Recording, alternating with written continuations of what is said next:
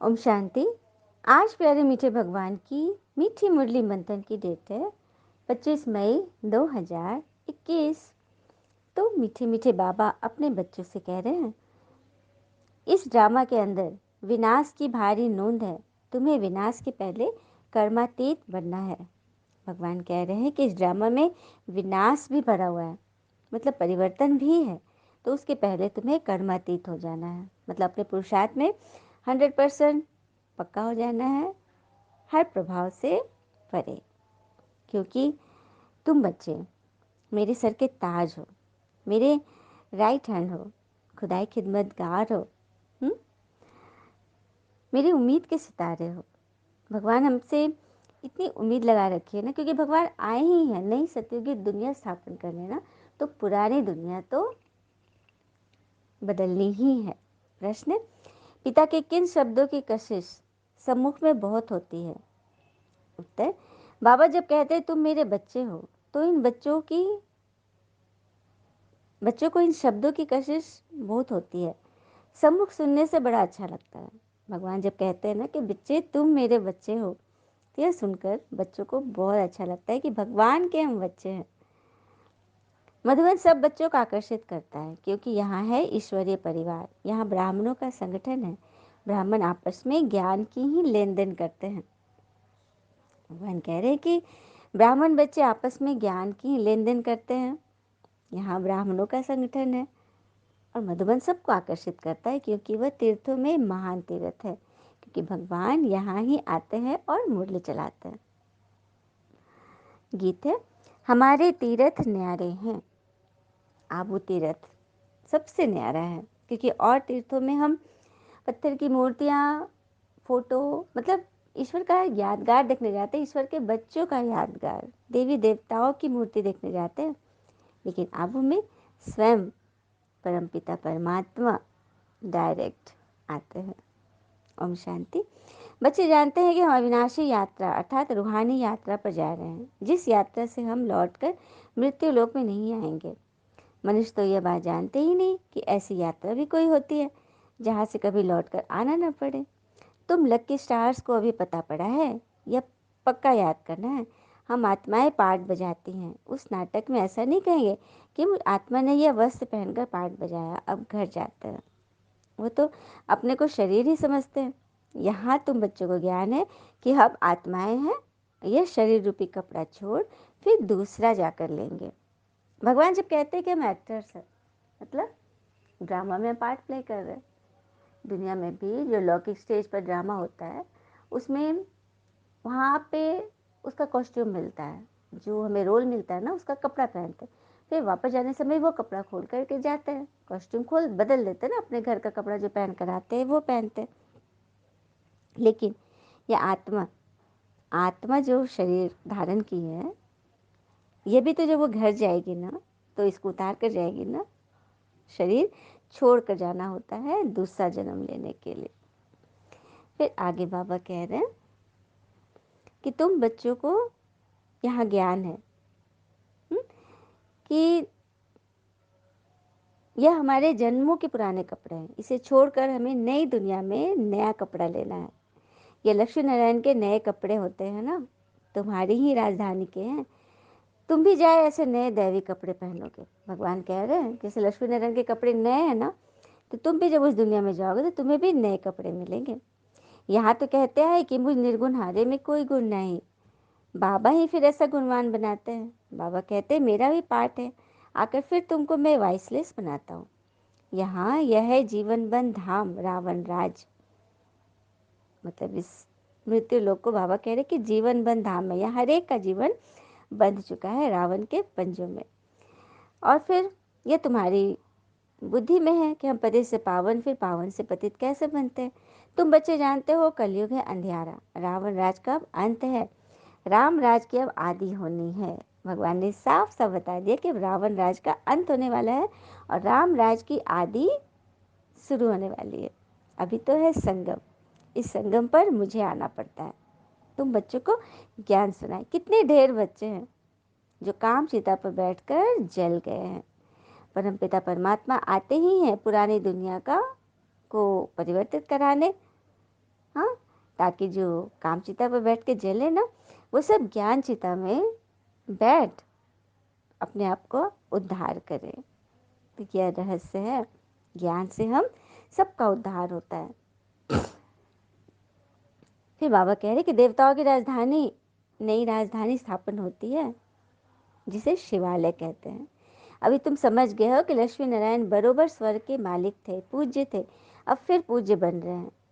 तुमको अभी ज्ञान है, तुम लक्ष्मी नारायण के मंदिर में जाकर उनको माथा नहीं टेकते हो, तुम तो उनकी राजधानी में चैतन्य में जाने वाले हो। भगवान कह रहे कि तुम देवी देवता के आगे झुकते नहीं हो, क्योंकि तुम जानते हो कि तुम्हारा ही यादगार है। तुम उनसे बातें करते हो कि मैं बहुत जल्दी पुरुषार्थ करके आपके राज्य में आने वाला हूँ, मैं आप जैसा बनने वाला हूँ। तो यह फर्क है। तो ऐसे ऐसे करके सबको बताना है। जो बिरला है ना, हाँ, बड़े बड़े लोग जो लक्ष्मी नारायण के बड़े बड़े मंदिर बनाते हैं ना, उनके पास भी जाकर सर्विस करनी है। अब बाबा कहते हैं ज्ञान सुनाने के लिए बड़ी युक्ति से, बड़े रमणीकता से ज्ञान सुनाना है, हाँ, ताकि उन्हों को अच्छी रीति समझ आ जाए। फिर आगे बाबा कह रहे कि ये बहुत बड़ा संगठन है ना, हाँ, और तुम हो वॉरियर्स। वॉरियर्स को अपने वॉरियर्स के साथ कशिश नहीं होती।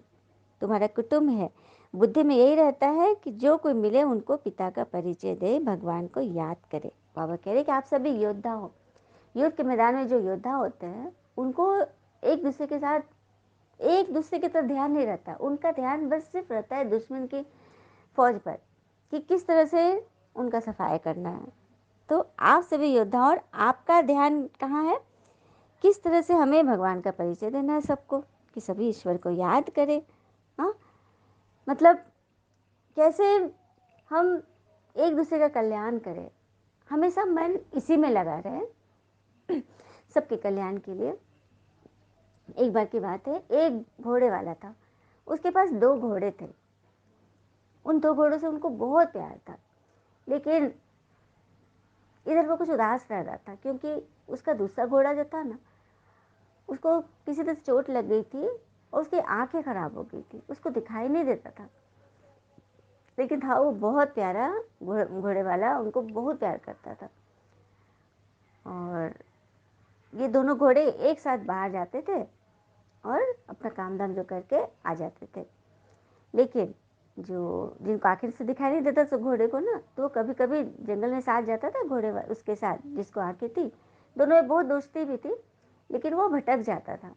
तो घोड़े वाला को फिर उसे ढूंढ कर लाना पड़ता था, बड़ी मेहनत लगती थी। तो लेकिन बड़ा उदास था। तो उसके बेटे ने पूछा, पिताजी आप इतना उदास क्यों हो? तो उसने बोला कि ऐसे जिसको आंखें नहीं है वो भटक जाता है और मुझे उसके लिए बहुत चिंता होती है। तो उसके बेटे ने बोला, पिताजी तो बहुत सिंपल सी बात है, जिसको आंखें हैं उसके गले में ना घंटी बांध दीजिए। तो ये दोनों साथ साथ रहते हैं ना, घंटी की आवाज़ से बिना आँखों वाला घोड़ा उसी के साथ रहेगा और उसके पीछे पीछे वो कभी भी रास्ता नहीं भटकेगा, सीधे घर भी आ जाएगा। तो उसके पिताजी बोले, अरे भाई तो बड़ी अच्छी बात है।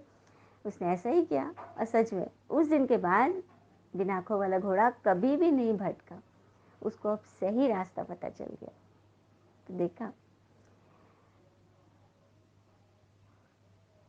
घुंघरू वाला जो घोड़ा था जिसके गले में घंटी बजी थी, भगवान ने उसे चुना था, कि आपको ज्ञान की घंटी बांध दी आपके गले में। तो अब आपका काम है कि जो पीछे पीछे आ रहे हैं उनको रास्ता दिखाना, कि वो भटके नहीं। तो वही बात है, बाबा ने बोला ना कि आपके मन सदा इस बात में लगा रहे कि कैसे सबको भगवान का परिचय मिले। ऐसे ऐसे भू भू करते रहो। सन्यासी आदि भी भू भू करते हैं ना, इस दुनिया का सुख काग बिष्टा के समान है, कहते हैं कितना दुख है।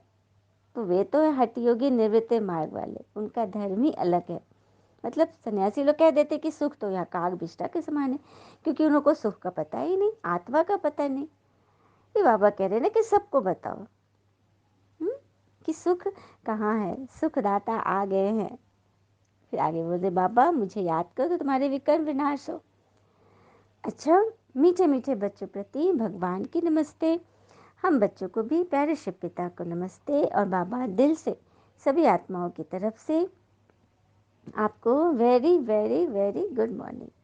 धारणा के लिए मुख्य सार है, पहले पॉइंट, तन मन धन से रूहानी सेना में मददगार बनना है, सबको भगवान का परिचय दे, वर्षे का अधिकारी बनाना है, विनाश के पहले कर्मातीत बनने के लिए पिता की याद में रहना है। दूसरी पॉइंट, पिता समान मोहजीत बनना है, आत्मा का आत्मा से मोह नहीं होना चाहिए, उसे निकाल एक पिता से लगन लगानी है।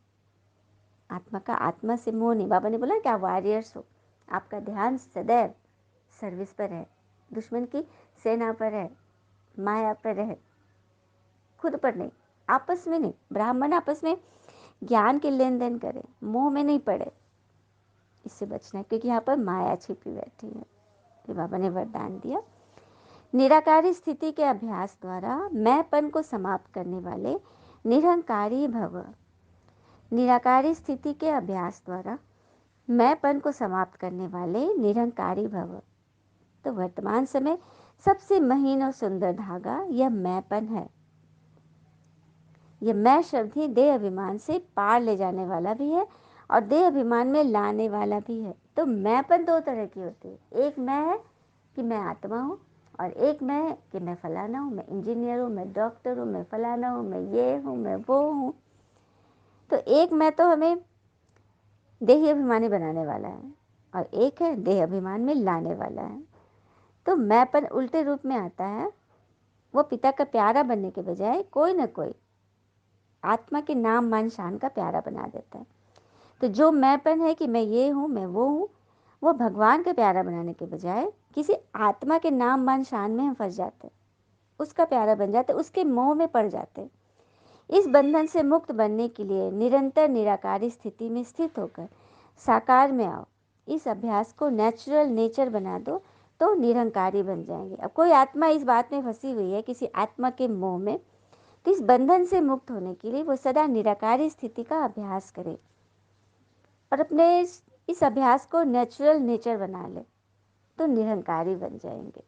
स्लोगन, किसी की बुरी व अच्छी बात सुनकर संकल्प में विघृणा भाव लाना यह भी परमत है।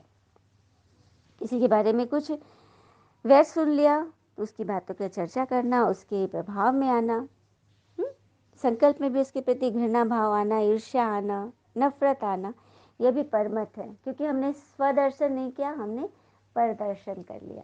इससे हमें बचना है, क्योंकि कहते हैं ना कि हम